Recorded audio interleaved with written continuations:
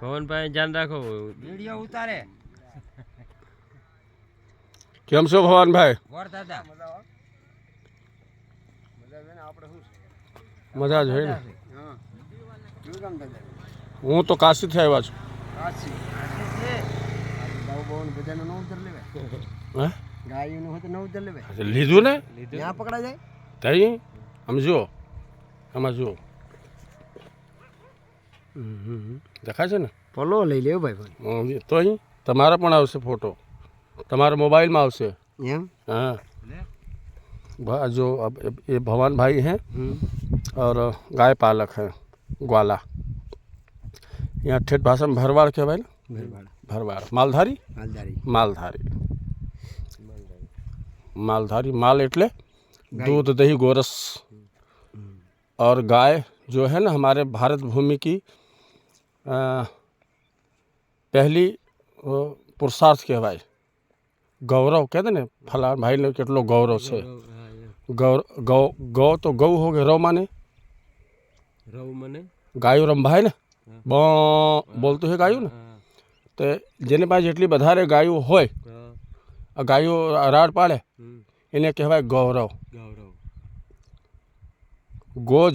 ગોધન વાજધન અશ્વધન ગજધન ગજધન એટલે હાથી ઘોડા અને ગાયો એ આપણી પુરુષાર્થ પહેલાં હતી બ્રાહ્મણોને ઘોરદાદાઓને જે દક્ષિણા આપતા હતા ને પહેલાં ગૌરૂપી દક્ષિણા ગૌદાન સ્વર્ણ દક્ષિણા સોના સોનાને એક સિક્કા આપે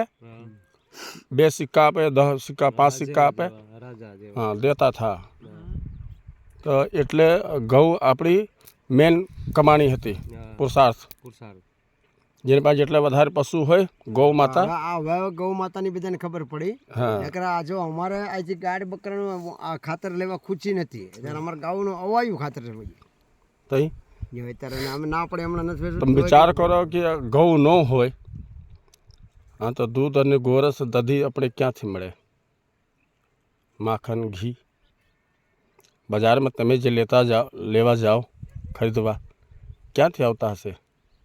ઉપરથી તો આવે નહીં તો તમારા જેવા માલધારીઓની કૃપાથી બધું મળે છે